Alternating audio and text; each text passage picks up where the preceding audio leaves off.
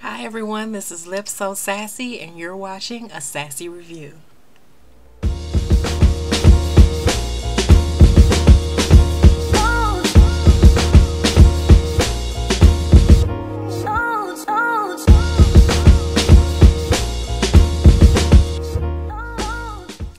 So today I'm reviewing this wig that's of course always in my head. It's a Bobbi Boss piece and it's called Camel. What an interesting name for a wig to start this off. Camel, really? They usually named after girls, and usually sassy, vivacious names, you know, because they want you when you put it on to feel like, oh yeah, my name is, you know, Jessica Chantrice or something.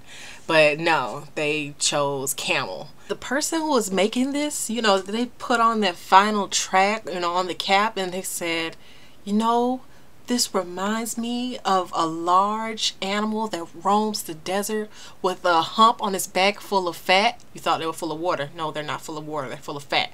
That's a fun fact for today. But this animal that roams the desert with a hump full of fat, because when these women put on this wig, they will be survivors, like the camel in the desert. Yeah, I think I'm just reading too much into that. When was, you know, the last time you ever seen a bald camel? True. Ooh, maybe that's where they got it from. Maybe that's where they got it from. Why? I don't know. But anyway, this is in a color 4 F27. So if you want to get that, if you like it, that's the color for it. Here's a little something I've noticed about Bobbi Boss wigs. They're dark. Like, this is a 4. It looks like a 4 on camera, but in person this could definitely pass as a 2. Like, I opened the box and I thought it was a 2. And I actually thought it was a little dark for me, but yeah, I like it. The 27 streaks are not evenly dispersed. I find that most of them are in the back and not the front. As you can see, it's just a big clump of blonde hair just here. This reminds me of pasta. Little pasta, and the pasta in the midst of a sea of chocolate. It has great parting space. Like, it goes back about 3 inches up here. I have a few concerns with this wig now. The main thing is the color. I don't think the highlighting job is the best in the world.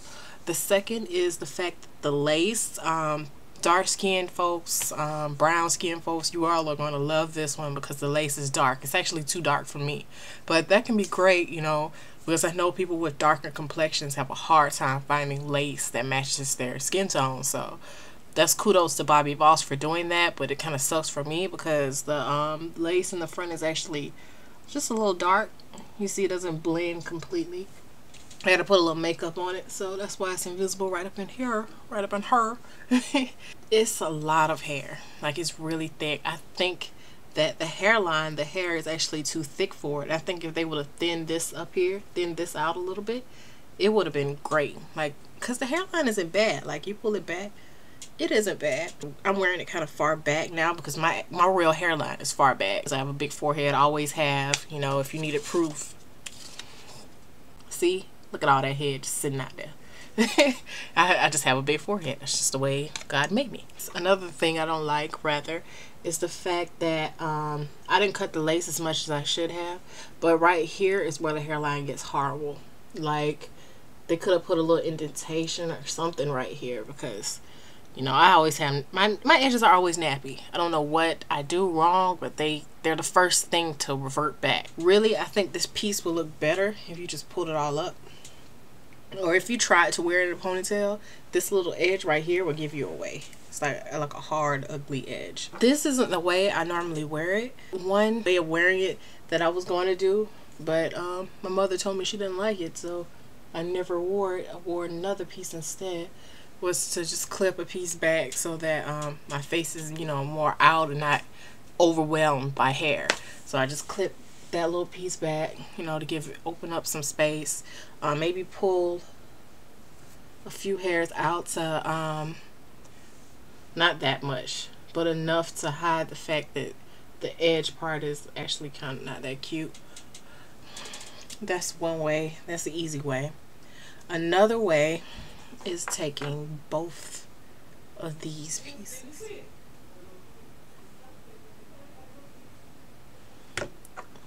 Take these 2 pieces out, clip them in the back,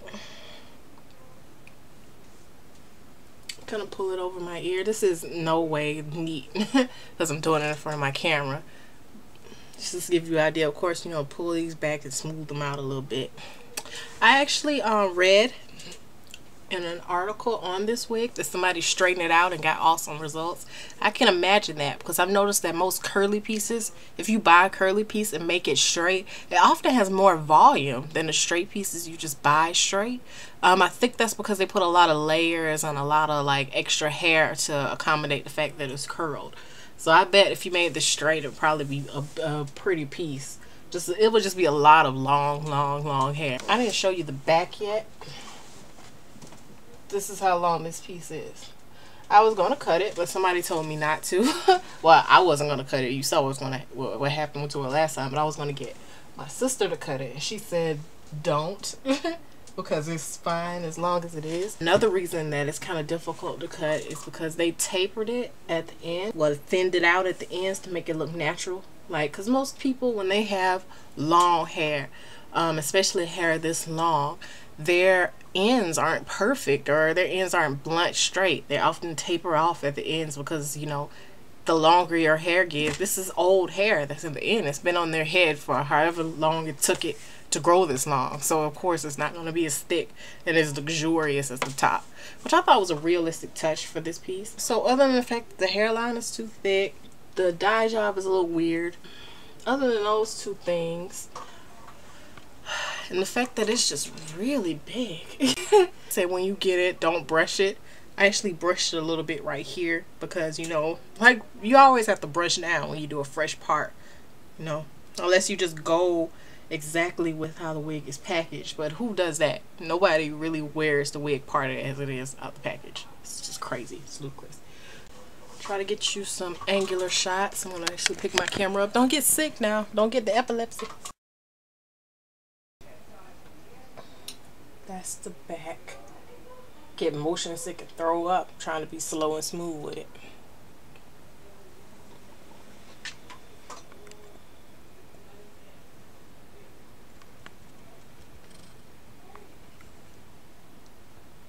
It's really cute. The only complaints is that it just kind of looks wiggy.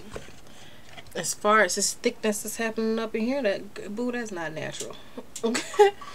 And it just keeps expanding. All curly wigs, like the more you play with them and the more you manipulate them, the bigger they get. You have to spray it down with product, and I don't like spraying it down with product, but yeah, that's Camel. Deuces.